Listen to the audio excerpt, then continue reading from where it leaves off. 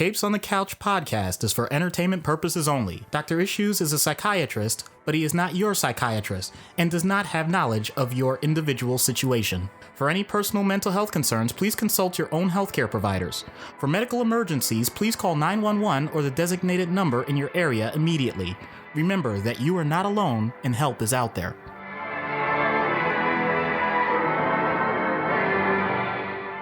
Hello, and welcome to Capes on the Couch, where comics get counseling. I'm Dr. Issues. And I'm Anthony Sitko. Does that sound a little strange to anyone? Yeah, that's a little weird. Yeah.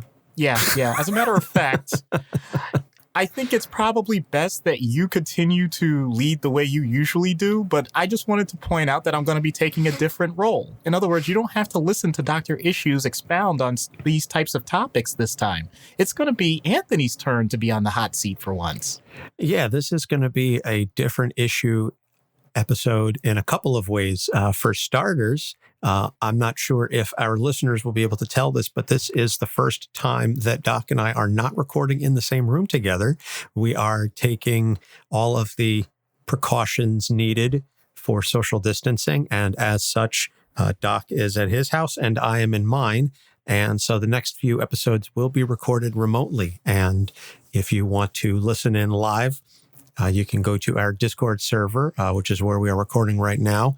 I know Mara has joined us. So hello, Mara. Thanks for swinging in and listening to this as we record it live. If you have a Discord account, you can please go to tinyurl.com/capesdiscord, capital C, capital D, and join the server and engage with the rest of the community. Doc, in fact, just joined today for the recording session. So as I posted in there, now you can spam him with all of your mental health questions.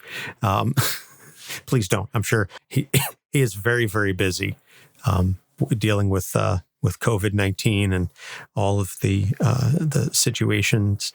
God bless you, Doc, for continuing to go to work every day. I know this is a very difficult time for many of our medical professionals and mental health professionals. And so for you to continue to go to work every day and frankly put yourself at risk is incredibly brave. And I salute you. And I am proud to call you a friend and a brother. Thank you very much. I will say that right now, my biggest role, in addition to helping patients, is to help the nursing staff deal with their own exposures and their own fears, because we're all still connected with our families and we know that this is our war. We're the ones on the front lines now. And I'll admit, even I have to say that I'm more on the back lines compared to many other doctors that have to use the personal protective equipment every day. So as always, wash your hands, maintain proper social distancing, and we'll all get through this together. I do have one part where I may end up needing my own therapist for a while, and I'm not saying that sarcastically, because if it ever gets to the point that social distancing isn't as effective as we thought, and we ever get past that threshold of needing to decide who requires certain critical care needs, then I may be the person making those phone calls to families, and I really hope that I never have to do that. I think we all hope that you don't have to do that. You texted me the other day about the discussion that you had to have from a procedural standpoint. And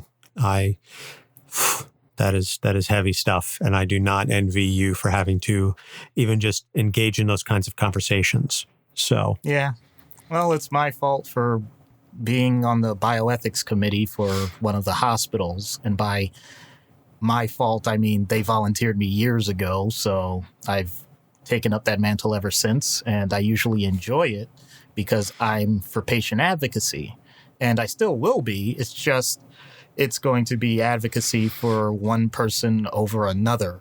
That, oh boy, that is as bad as it sounds. Yeah, absolutely. So let's move past that into happier news. This is our 75th episode. Yay! Which is just, again, and I know I keep saying this, but like, we've been at this a long time and our fans are still here and we're getting new fans. We have a new patron. Tasha is a new mayor level patron. So thank you, Tasha. As soon as I get a hold of the stickers and as soon as I can make it out to a post office, I will send your stickers in the mail. And it's just, like I said, thank you so much for your support. But it's funny that you joined right at the end of March when we're recording this, even though this episode is technically coming out on April 1st. There is no April Fool's joke. But for the month of April, we're pausing taking money from our patrons because Doc and I had a discussion and we felt that at this time of economic uncertainty, where a lot of folks are maybe having their hours cut back or they may be getting laid off and stores are closed in a lot of places. I know in New Jersey is the second most heavily hit state after New York. A lot of people are being hurt economically at a time like this. And Doc and I don't do the show for the money, obviously, though it is appreciated. And so we just felt at this time that it wasn't right for us to take money, even though we don't ask for much and our levels are very low. Every dollar that we can help those folks save, our patrons save at a time like this, is better spent on the necessities that you all might need.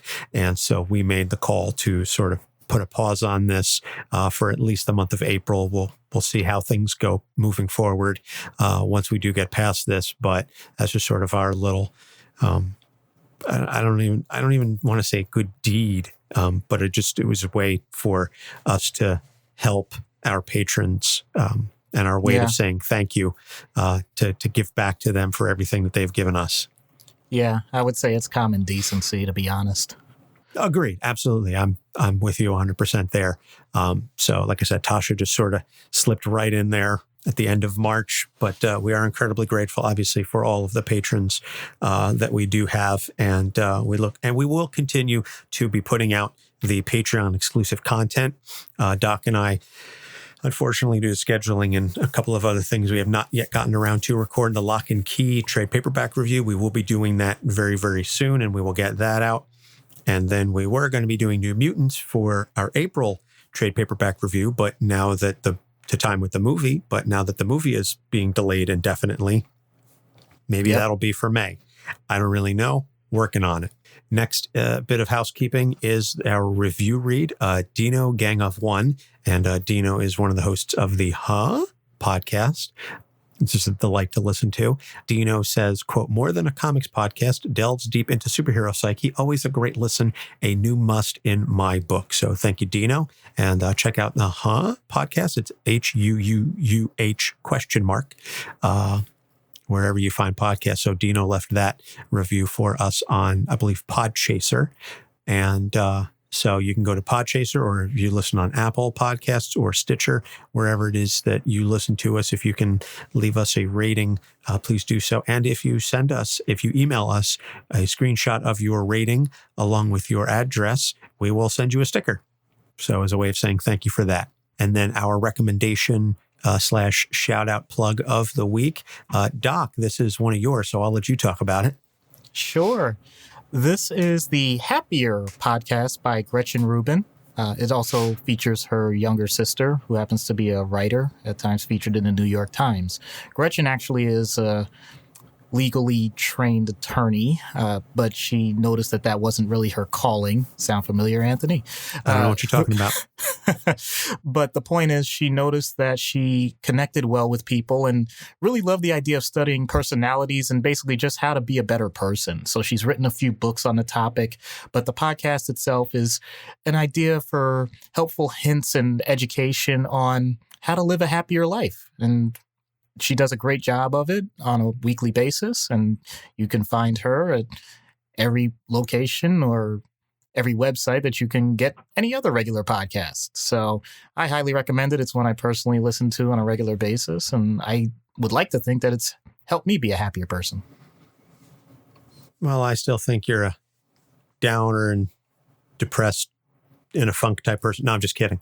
So no, I think especially in a time like this that we need a podcast like that. And we certainly need those kinds of people out there in the world helping us all figure out how to be happier people. So now that we got the housekeeping out of the way, we did mention at the top of the show, this is going to be a little different than your standard episodes in that this is Capes in Court and not Capes on the Couch. We will not be discussing mental health. There will be no skit.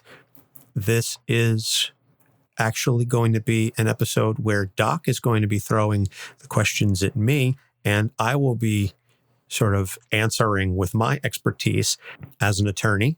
And so I guess it took us 75 episodes, because this is one that we talked about doing very, very early on when we were planning the show. We said, we could do Capes in Court. Brainstorming.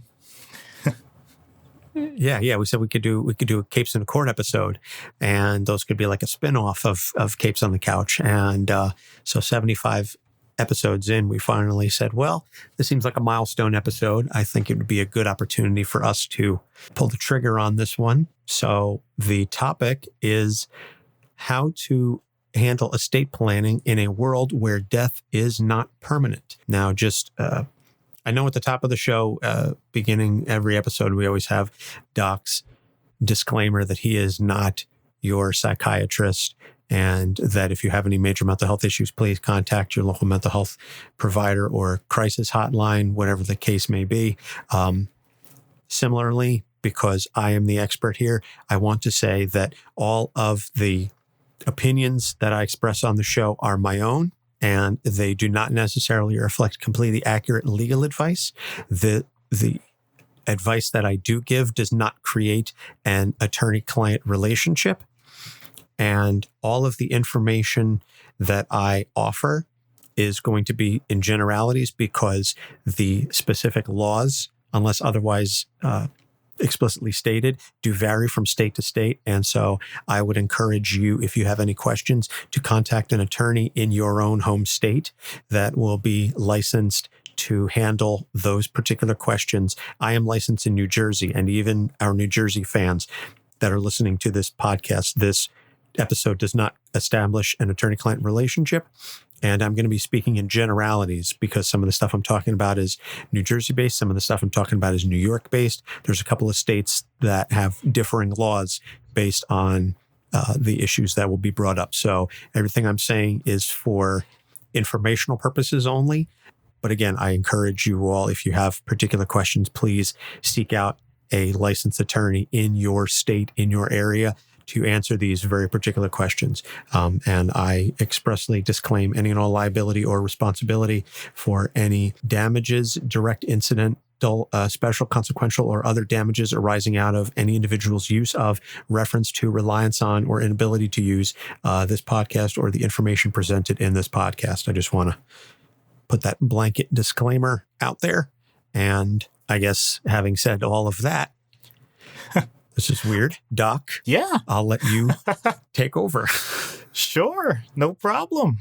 All right. So I'm just going to make this random statement, because I'll admit, while this is not my area either, I just want to point out that estate planning, when people sometimes hear that, their brains shut off. Estate planning is not for rich people. Well, it can be. It also involves pretty much anything that happens with what you want when you die. So that's why this is going to be relevant to everyone. Of course, in comic books, we've had plenty of examples where people have, let's just say, had bad things happen to them and they're no longer around. So the exact examples of death include Jean Grey, Superman, Wolverine. I know Batman's disappeared in time, Hal Jordan. I mean, the number of... Captain America. Yeah. We could Moon probably Knight, just... the death and resurrection was literally part of his origin story. Yeah, that's true. So we have plenty of examples to cull from, but the point is they've quote unquote died and somehow returned back to life. In addition to that, you can just think of society as a whole, where non-powered individuals have come back from the dead as a result of the actions of heroes. At this point, the best example we have was in cinema in terms of Avengers Endgame, the whole fallout from the snap, and we get a good glimpse into that in Spider-Man Far From Home. So I think at this point, everybody realizes that's pretty awkward. So, there's so many things that besides the person, who of course is the most important part, what about their stuff? So we're talking finances, personal effects, the things that people even have of their memories, different items. So I guess the thing that pops to my mind is like, what are things that we can do about all of this? It just seems like it's way over any one person's head. So I'm definitely going to leave that part to you. Well, thank you. I do want to add one thing before I get into this. As an attorney who has focused primarily on estate planning, wills, trusts, et cetera, for the better part of 10 years at this point, one of the things that I always tell my clients is that an estate plan is not just about your death. It is about legacy. And I explain to clients all the time that we have homeowners insurance, we have car insurance, we have health insurance. We have so many insurances on these items and these things that we have with us while we are living. But one of the things that we also have while we are living is our legacy.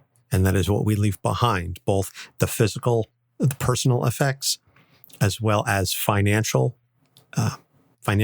documentation and finances, and just your memories. Again, as you said, memories of the person who has passed on.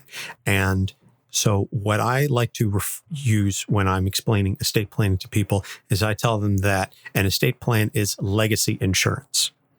That when you are crafting an estate plan, you are creating insurance for how you want to be remembered when you are no longer there to create your legacy. Because as soon as you're dead, that's it. You are now a memory in the minds and the lives of everyone who knew you. And so it can be very powerful stuff to put it that way. And so what I always explain to folks is your estate plan gives you the opportunity to have a say in how your legacy goes on. Who lives, who dies, who tells your story. I know Doc is big on Hamilton. You beat me to it. I know. We're not in the same room, but I can see your face. I know how your brain works. Yep.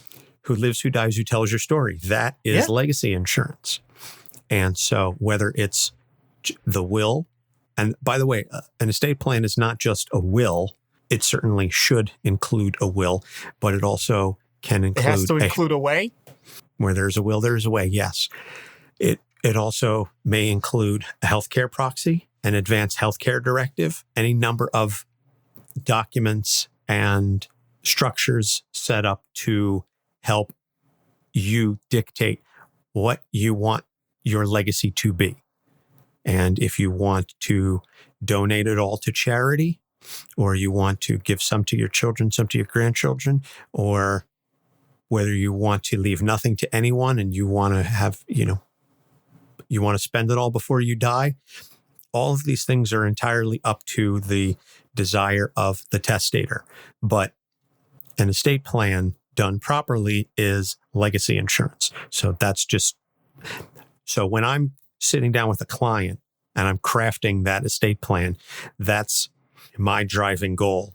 And that's what I'm putting on them. And I always explain to people, your estate plan is your fingerprint. Everybody's is unique to them and their specific needs. A lot of the language may be boilerplate. Some of the things may be very similar, but ultimately everything comes down to the individual who is the individual testator.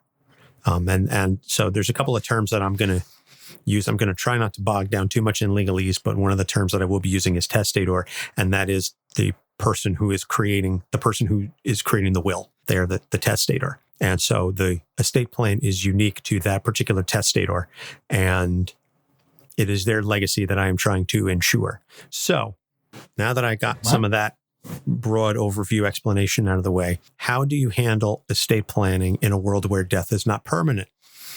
Well, this is a concept that we in this world obviously don't have, though there are some potential corollaries, and I'm going to get into the real life stuff in a little bit, but I'm going to structure this as close as I can to the way that we do some of our normal episodes, in that I'm going to start off focusing on the in-universe and then delve into the out-of-universe. So in-universe, starting off, as Doc said, I mean, basically everybody's died at some point, and they almost all come back except for Uncle Ben and, Thomas and Martha Wayne for the most part. Yeah. So what happens to their stuff when they pass? Well, there are a number of tools that can be used in the real world as sort of out of universe that I can apply to in universe. And the first one that pops into my mind is a trust. And what is a trust? A trust is a legal fiction, so to speak. Think of it as a lockbox in essence. And the testator gets to determine what goes into that box, who has access to that box, and where the items in that box go. That's the broadest general term or explanation that I can provide for a trust, because there are many different types of trusts. You have revocable versus irrevocable. You have inter vivos or living. You have testamentary.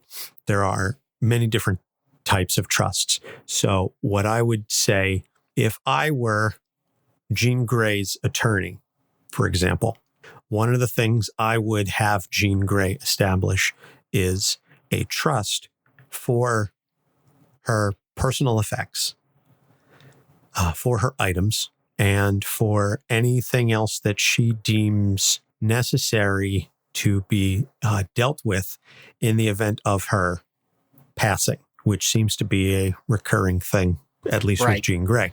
Yeah. So I apologize. I'm just going to briefly interrupt because I have to take advantage of this opportunity.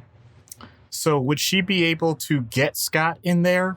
Because the description you gave would mean that he's a dick in a box. Oh.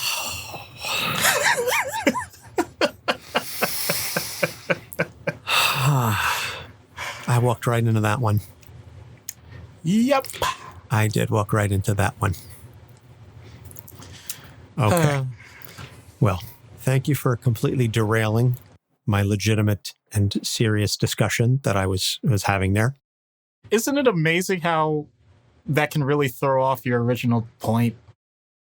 Is this what you go through on a weekly basis? Because I don't think I care for this. Every single time. Yeah.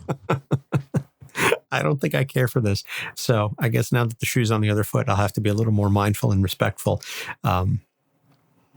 Nah. So you really did throw me there. So for a character with powers, I would say that their best bet would be to set up a trust.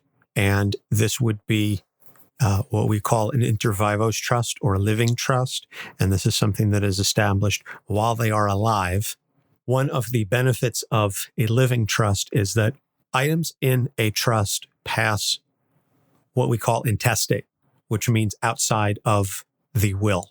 And so items that are dictated in a will have to go through the probate process. There's a very clear setup and a very defined process for how those items are bequeathed to the individuals in a will. You have to go through, as I said, you have to go through probate, you have to go through all the steps, and then the people get what the testator wishes them to have. Things that pass intestate, like in a trust, do not have to go through that process. Once the person dies, that's it, you get it. End of story. So there are clear benefits to that. Some of the cons involve taxation. There are recurring fees that have to be done because the trusts have to be held accountable while they are operating. And so Jean would have to pay an annual fee for the trustee to oversee all of her items and ensure that while she is living, that these items are maintained, that they are, now again, whatever her assets may be, that whether they're financial or otherwise, that they are kept for the use of whatever purpose she deems worthy of establishing the trust. Upon her death, and again, I'm trying to draw the corollary as best I can to the in-universe. even though we don't really have the tools necessary for this, because these tools are typically only used once. Mhm. For a situation where death is not permanent, there would have to be legislation passed regarding resurrection. And this is something that also sort of appeals to me from a political standpoint, because you would have to draft the laws and they would have to be very clear on what constitutes a resurrection. Is it a resurrection or is it a clone whose memories have been implanted into the new clone? You know, because that, from my perspective, from a legal perspective, that's two different people. Boy. One is resurrected. The other is a technically new person. So now what do you do with the assets?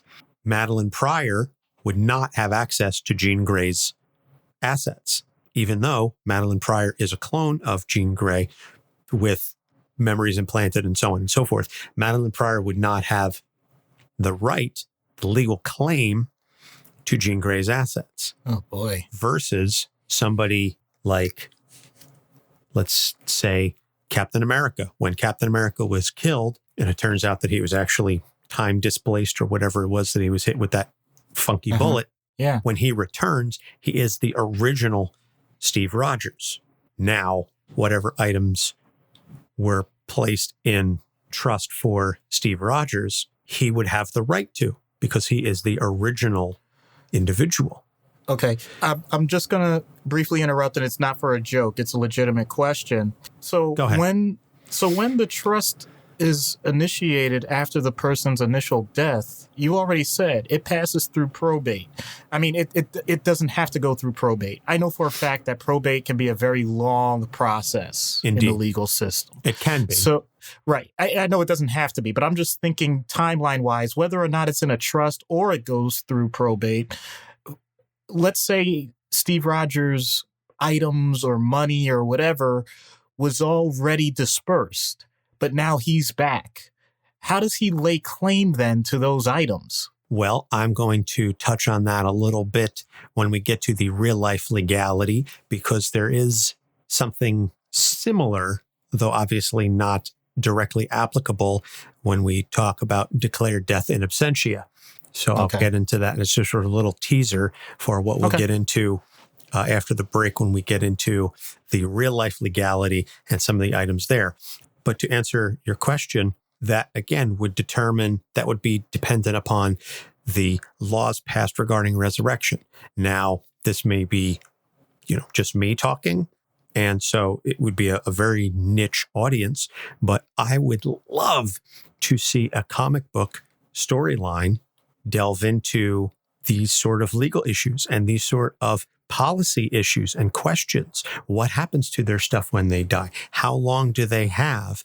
Again, is it a situation where there's a distinction between the original and, resurrected person versus a clone? How do you test for that? Also, is there a distinction between powered individuals and non-powered individuals?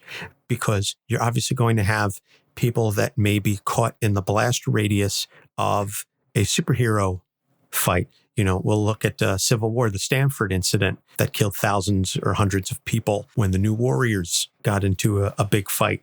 Say that there is Doctor Strange reverses time, or Superman flies really fast around the world and everything goes backwards for a moment, and these people are resurrected. Now, your average non-powered individual, your non-meta-human, whatever term you want to use, they're not thinking about this sort of thing, because for them, for your average person, death is permanent. Superheroes, powered individuals, heaven is a revolving door for them. For you or me, if we lived in universe and we died, that's it. There's a 1 in a billion shot we're coming back, and it would have to be a universe-wide resurrection or universe-wide reversal of the incident that caused our death, much like the snap, right? Where you've got Thanos snapping half of all people out of existence, and then 5 years later, then the Hulk manages to snap his fingers and brings everybody back. Spoilers for Endgame, I apologize, but at this point, it's the #1 movie of all time. Everybody's seen it. Everybody knows the story. Yep. all of those people, 5 years went by. The people who survived, they moved on. They somehow managed to find a way to move past the deaths of the people who were snapped away. And now they're back. So what happens to their stuff? What happens to, say, a couple? Say Hawkeye remarried. Yep. Say Clint Barton got remarried after his whole family was dusted away. Now what happens? Now that his wife is back, what happens to that marriage? What happens to that sort of thing? These are policy questions that have never, at least as far as I can tell, never really been thoroughly examined in a comic book. I would love to see a comic delve into the ramifications of that. I think Charles Soule, as an attorney, would be prime on something like this. But any writer that does their research, I think, would have so much to work with because there are so many examples to pull from that it would, again, I don't know how much of our audience would be interested in that. I don't know how much of the comic book audience in general would be interested in reading something like that. But I would read that up, every issue in a heartbeat, because that to me, I think, is one of those questions that you never really think about until it's posed to you. What happens to their stuff?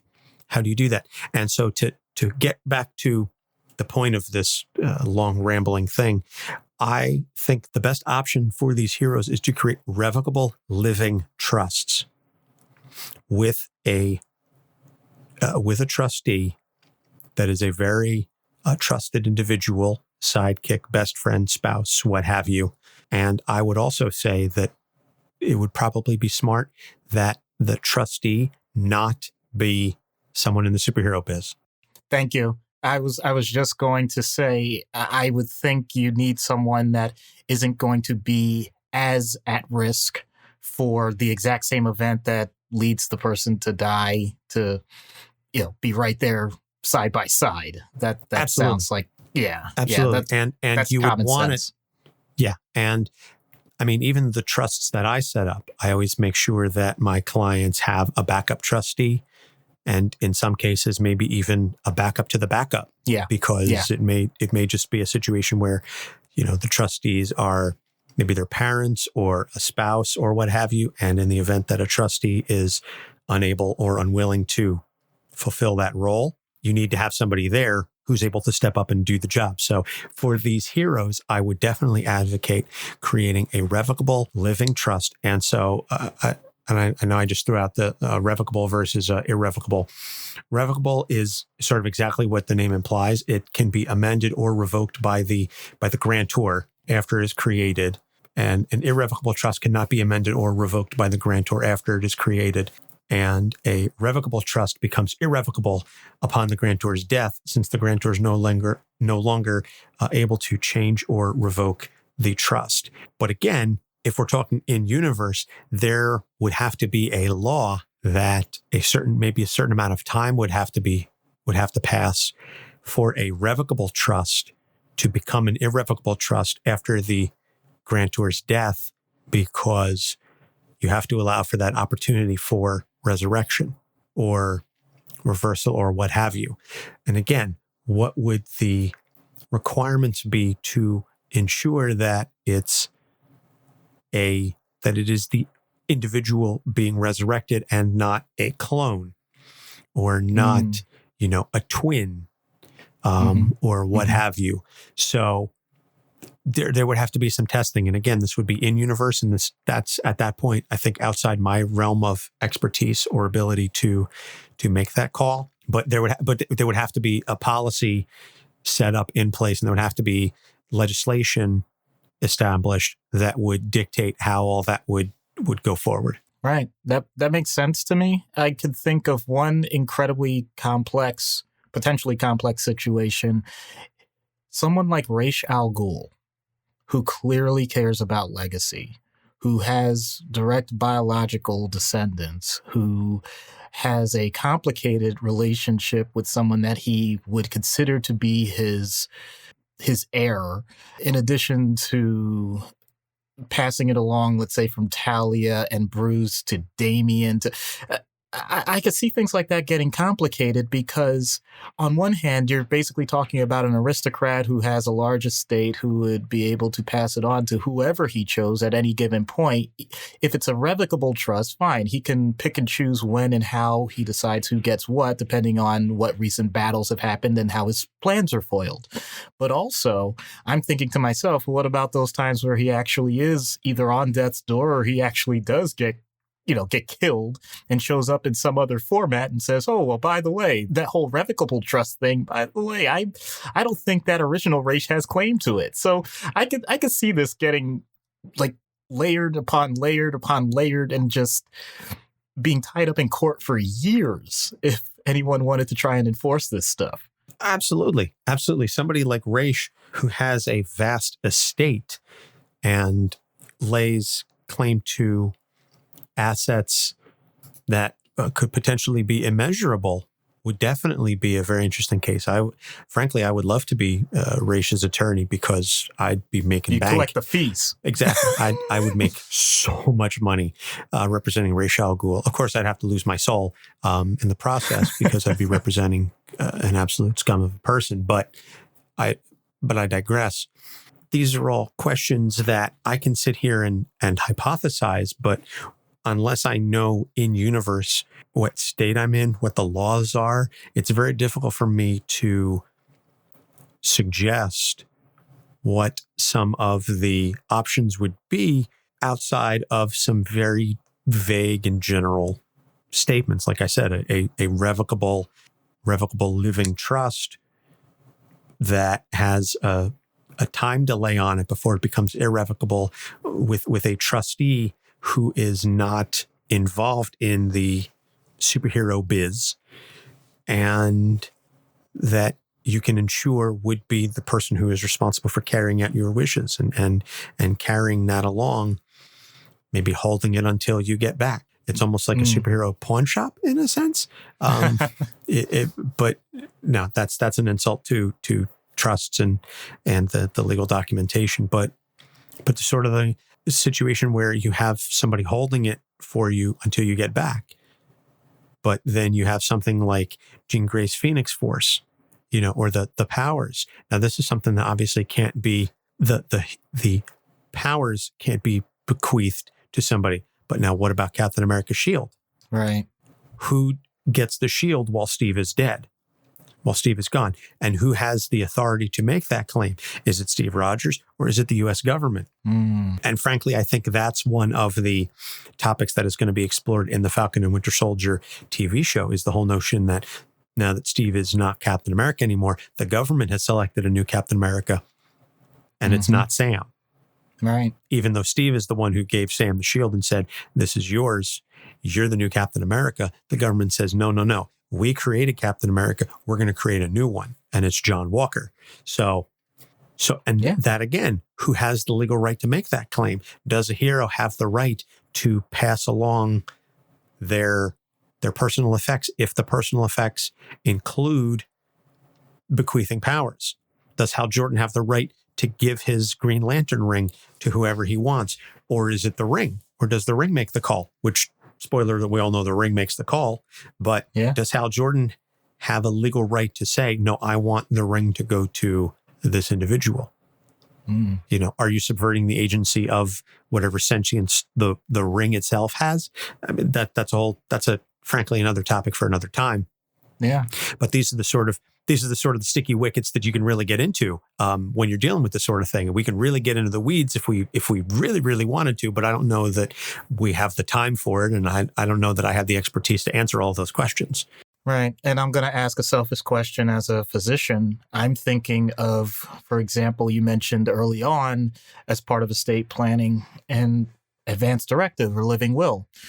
To put it in layperson's terms, and I'm sorry to be so flippant about this, that's not really my intention, but someone that you trust that determines when they pull the plug, because that's the way people like to call it.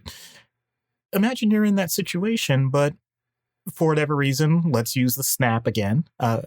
That person wasn't quite dead, but you knew they were going to be terminal, and so you made that decision, and they flatline, but then for some reason they come back. That person was deemed capable of making that decision. Now that the person is back, is that still their legal obligation? I always wondered about that sort of thing.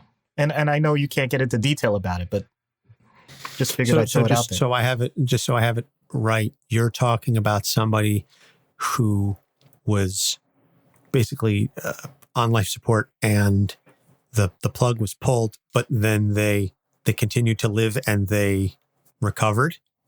Is that the question that you're asking? I would say when you put it that way, it has a clear answer. But my point was, let's say we see on the EEG, while the doctor is doing all of their assessment about whether or not this person is officially dead, the doctor would make that call and say, yeah, I think we're at the point where we've established brain death. But then for whatever reason, a decision outside of ourselves. So let's not even go, I know I mentioned the snap, but let's just say it's someone with superpowers and they actually do find a way to resurrect this person. I'm wondering, does that person that made the decision that they were going to die, is that still in play? Well, I think that would be more akin to a real life legality type question. And so we can get into that in a little bit. But I want to take a break just for a moment so we can plug a couple of shows. But when we come back, we're going to get into some of the real life applications of these questions and some of the tools that are used and the situations that could potentially be faced by real people in our universe. So hold on and stay tuned. We'll be right back. Do you love movies and psychology? Do you want to know what it would be like if Batman was in your therapy office? Listen to our podcast, Popcorn Psychology. 3 therapists dissect blockbuster movies, available everywhere you find podcasts. Hi, I'm Linda. And I'm Jane. And we have a brand new podcast called Bedknobs and Broomflicks, where we talk about witches of the entertainment world. From the horror movies Warlock, Suspiria, The Witch, and The Blair Witch Project, to the more comedic or whimsical, such as Harry Potter, Hocus Pocus, Elvira, Mistress of the Dark, and The Blair Witch Project. No movie, TV show, or book is off limits. All witches, man witches, sorry warlocks, we're not calling you that, witches brews, witches of history, familiars, and witch-like activity will be discussed as we laugh and have fun talking about the wonderful world of witches. So join us every other week for some fun witchy talk. All witches welcome. Hi, this is Al Ewing, and you're listening to Capes on the Couch. And we're back for this special episode of Capes on the Couch, aka Capes in Court. And so we just spent a lot of time discussing some of the options for powered individuals, superheroes, even potentially non-powered individuals. What tools do they have in a world where death is not permanent? And by the way, I'm sorry, because Doc, you're the one supposed to be leading this and I'm supposed to be answering the questions. I'm just so used to... Yeah. No, I understand. It's not even that. It's more that I know I can't just go completely off the rails with questions. This is the type of stuff that you definitely have a much better handle on than I would, even as a layperson. So I'm definitely deferring to you on a lot of things, No, it's just more the idea that you're leading the discussion. Right. But I will say this. There's one thing, though, that you've mentioned multiple times, even to my off-the-cuff questions, and that's the idea of declared death in absentia. So you definitely have my interest piqued. I really want to hear about this because I'll admit, I kind of get the idea from the name, but I really want the details. What on earth does that mean? Because apparently this is a real-life thing. Yeah, so declared death in absentia, also referred to as a legal presumption of death. And this is essentially where you are stating that someone has died, even though you do not have direct proof of the person's death. You cannot find remains. There is no corpse. There is no skeleton. There's no nothing. And this is almost always done when a person has been missing for an extended period of time and there is no evidence that the person is still alive. Or if you have a strong circumstance that the person has died, you don't necessarily have to wait an extended period of time. I do know that one of the key examples of this was after the 9/11 terrorist attacks. There was an emergency declaration for the thousands of individuals that were inside the World Trade Center when it fell, that there was not going to be, it was going to potentially be weeks, months to find bodies, if at all.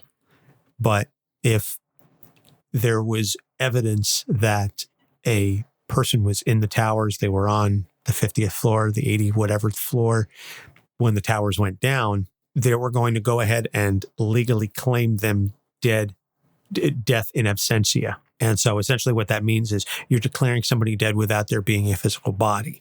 And so there are laws in the U.S. that are very clear on each state has their own standard on how long a person must be missing in order to declare them dead. And there are additional criteria. You have to have been missing. It's usually 7 years. Typically, it's 7 years they have to have been missing. Their absence must be inexplicable. It has to be continuous. There's no communication with the people who are most likely to hear from them. And there must have been a diligent search for the person or inquiry into their whereabouts.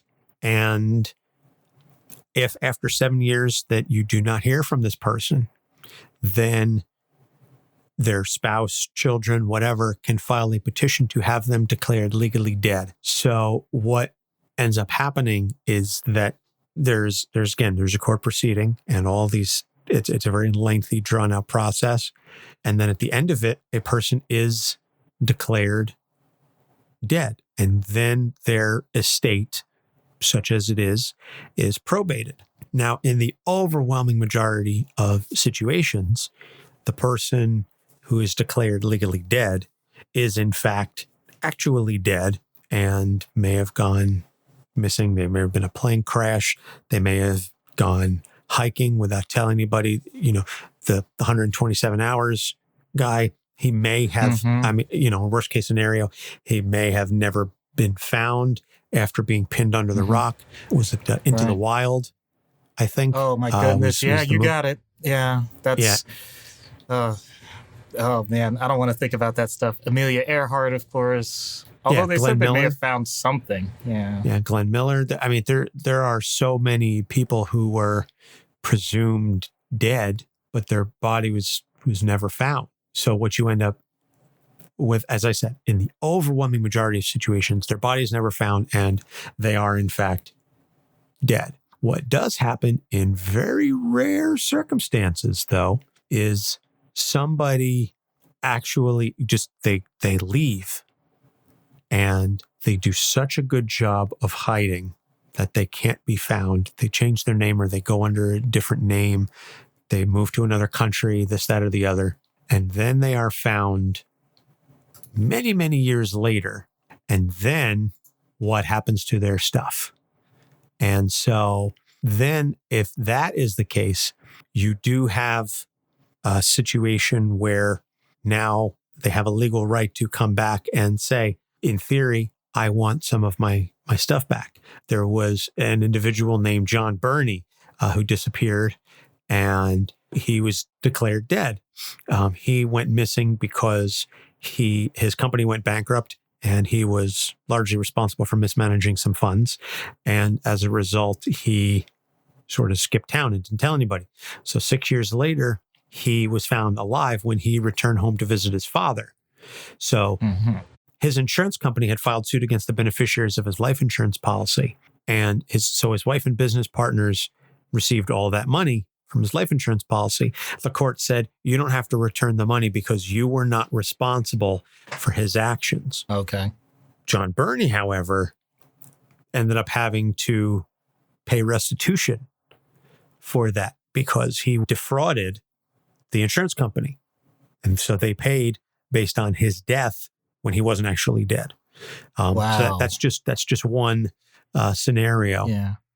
I was going to say, when you lead with a setup like that, it sounds like, at least for reality purposes, many of these cases would be more along the lines of fugitives, like people that clearly have a reason to have the world think they're dead or go into hiding. And then later on, for one circumstance or another, it's discovered that they're still alive.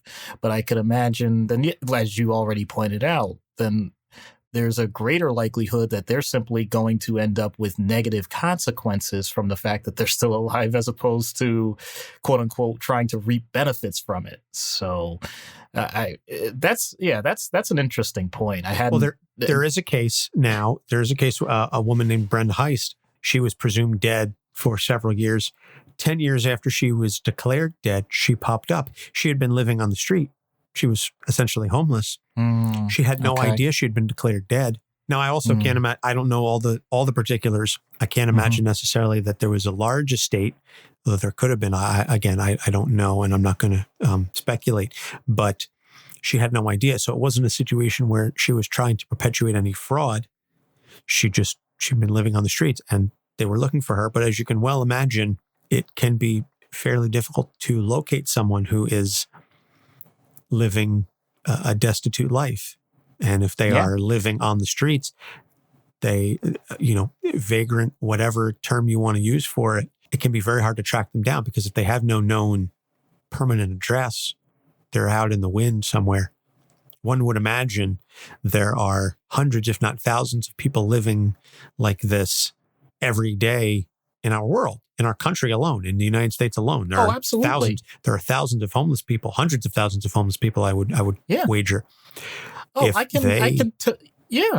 yeah, absolutely. If they were to just suddenly go missing and then become homeless for an extended period of time, they may be declared dead.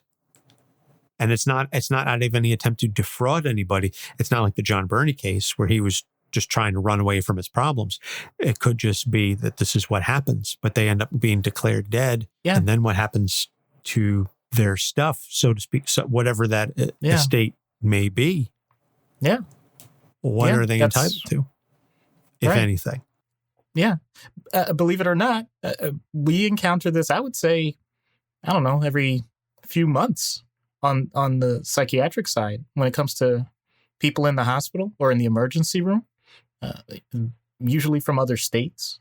As you said, predominantly homeless or just traveling, like just vagrants. And we have to piece together some parts of the puzzle. Usually they'll have some form of ID that will help out. Sometimes they don't. We'll be lucky if a person has a cell phone. At this point, that's one of the greatest tools, because then we can get potential contacts, and sometimes it's cold calling with the permission of the patient. And I will say I have not encountered a case where it was to the point that the person had been declared dead because they were missing for so long, but it has happened that family members have been shocked about where the person was located and what the plan was. And sometimes that's a positive thing, and we're able to reunite them with people that care. And sometimes it's more that the person left and doesn't want to be found, so they don't care about exactly what was going on. So so I can't say that I know nothing about it. I'll admit I hadn't ever thought about it through the lens that you've described, and that's really refreshing for me to have that part of it also now in my lexicon, to be able to discuss with people if it comes up the next time. I really appreciate that. Yeah. So now, for example, and I'm not going to go necessarily state by state, but Nevada, a missing person has a year after legal proceedings to veto the entire thing and get their money and property back. Even if they were declared dead in absentia, you still have a year to file before you no longer have any claim to your former assets. Because at that point, it's been, I guess, 8+ years. And they go, you have not exercised your claim to these assets. And as a matter of public policy, it is our belief that these assets need to be circulated through regular commerce, whatever the case may be. And so it is our declaration as a matter of policy that you no longer have claim to them. Yeah. In Pennsylvania, if you are laying claim to an estate for death in absentia, you have to secure a refunding bond before they will distribute any of the assets. So refunding bond? What does that A mean? refunding bond. Essentially, before the property is distributed, you have to put up a bond, much like a bail bond. Almost like a bail bond? Exactly. Oh, my like a bail bond. goodness. Okay. So if the person comes back and somebody else has the property, they have to give it back. And if they can't, then the bonding company has to provide the restitution. Interesting. Right now, I'm not going to lie. All I could think of is bring out your dead. Bring out your dead. Yeah, you know what I'm talking about here. No, I know. So again, it varies state to state. So what I would say then also for the real life legality is any property that is held in trust can, in theory, depending on the terms of the trust, depending on the type of the trust, and depending on who the trustee is, that those assets could still be there.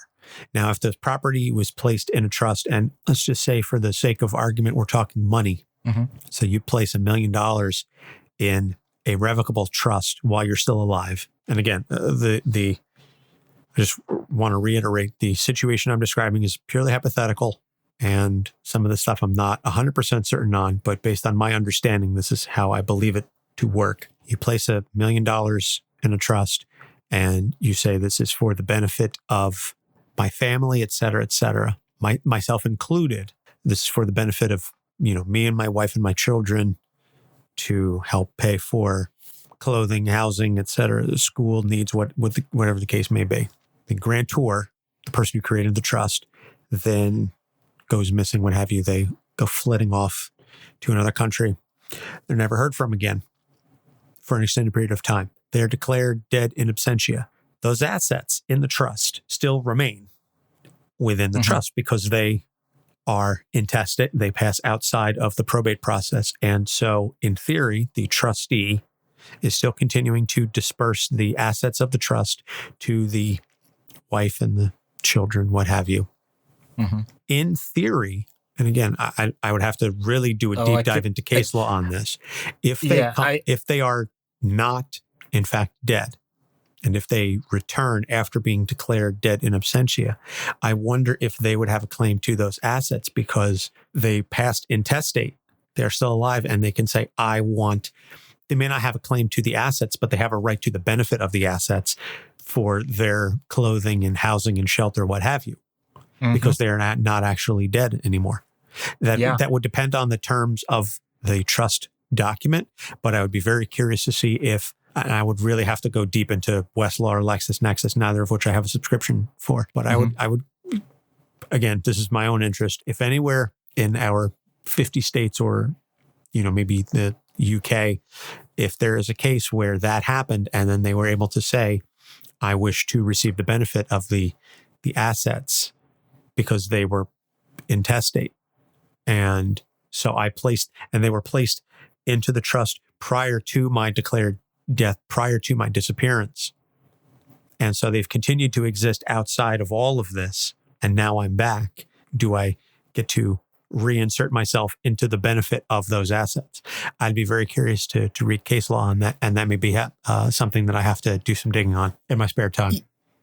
Right. Because the hypothetical just came to me. No, I understand your point. Believe it or not, I don't know if you remember the Vince McMahon death storyline in WWE. The one that was cut short because of the unfortunate timing of the whole Chris Benoit situation. Exactly. Yes. So, yeah, well, I'm just saying that to me would have been the ultimate case study if they had been able to continue that type of storyline. Just how on earth do you manage to go from that? Imagine Stephanie and Shane fighting over things, and then out of nowhere, Vinnie Mac shows right back up with that strut saying, I'm alive. So, wow. Now that really makes me wonder. Yeah, there's a lot there. And like I said, that's just really the tip of the iceberg. I have to say that my practice historically has been far less exciting than that. I do not have any clients, nor do I have any history of dealing with anything of that sort. The closest, most scandalous stuff I was dealing with was a woman who has since passed on, but who was using her will as a cudgel against her family. And so the family members were in or out, depending on whoever was attempting to curry favor with her at any given point. Oh. So, and so and then she passed on, and then it was a whole thing with the niece, and I'm not going to get into the specifics of that, obviously, because I can't. But so some of these high profile, these sexy type of situations, I don't have any personal experience on, so I'm drawing just based on my knowledge and my research and my experience. But I would have to really, like I said, do a deep dive on some of these questions to determine if and when and how these types of scenarios would be remedied. Right. Well, it's interesting you mentioned that, and of course, I understand as a physician any terms of confidentiality or things like that. But I will say, especially if it's with regards to a will, anything that goes through probate, if it's gone through the legal system, people, just to let you know, it is of public record, depending on what was going on and how things were resolved. So a will is important, advance directive or power of attorney, both financial and medical. They're all very important things that all of us need to do, but also recognize that don't ever do anything that you wouldn't want people to know in general. Because yes, there are plenty of things that could be protected for privacy, but boy, oh boy, the things that you can find online if you know where to check. I'm not saying that like in a duplicitous way. I'm just saying like these things are serious, and basically if you want to make sure that the people you care about are taken care of well, think of it now. Don't think of it when you're sick and wondering what's the next step to do. That's my best thing I can say. Absolutely. And I say this as someone in my late 30s that I have been strongly encouraging potential clients around my age, our age, Doc, to get an estate plan now. Don't wait until you're older. Because, I mean, certainly it's important when you're older, but in the event that something happens and you get caught off guard, you really want to ensure that you have an estate plan. And so I would encourage anyone, my rule of thumb is always, if you have a spouse or a house, get an estate plan, get a will. Especially if and especially if you have a child. Oh my God, if you have a child, you need to have one. Oh yeah, because, and I'll say this does directly tie medically too, because let's say we have to make a decision for someone that can't make a decision for themselves. A lot of people say, well, I don't have a plan. I guess we'll figure it out when it happens. Like, no. You do have a plan if you don't have a plan. It's the state's plan. It's our system determining ahead of time what that plan is. In other words, from a medical standpoint, it's next of kin. So in other words, let's say you don't get along with your spouse anymore, but you're still married to them. Guess what? They're making the decision for you. So this is not just a matter of money or I get Anthony's point with legacy, and it is crucial, but this also is potentially day-to-day stuff. And if you don't get something set up for yourself and for the people you care about, the state will. And you want to know how much thought they really give to it? Well, they did initially, but for you personally, not a thing. So That's just, I guess you could say that's our call to action. Yeah. I always tell people, listen, either you get to dictate what happens to your stuff or the government does. And that tends to be a wake-up call to them, because I don't care what side of the political spectrum you're on. Nobody really wants to entrust that the government is going to have their individual best interests at heart when divvying up their assets. Yeah. Nobody. I don't care. Republican, Democrat, liberal, conservative, libertarian, capitalist, socialist, doesn't matter. Nobody trusts the government that much. So that's one of the things that I always tell my clients or potential clients. Yeah. So I think this has been a fascinating dive into the legal system, both from the hypothetical in-universe and the actual information and the wild things that happen out of universe. You know, I really appreciate this, because this is something that I don't usually get to think about. My head is usually way more into the medical and mental health side of things. So I appreciate this wake-up call to my brain. Well, thank you. And hopefully our listeners enjoy it too. And, sound off. If you enjoyed this, if you want more episodes like this, hopefully we won't wait another 75 episodes before doing another one. If you like it, please feel free to sound off on Facebook, Twitter, Instagram, at Capes on the Couch. You can email us, capesonthecouch@gmail.com. We mentioned at the top of the show that we do have a Patreon. We may be pausing collecting payments, but we will still continue to put out the content. We will be doing the trade paperback review for the patrons at the local official level and up. This month it will be Lock and Key, Welcome to Lovecraft, the first 6 issues. Doc and I will be recording that very, very soon. The next episodes, we're going to get back to our typical standard type of episode. So upcoming is Kamala Khan, as requested by Ruby, and then Secret Identities, as requested by Matt, and Shredder from Ninja Turtles, as requested by Brian.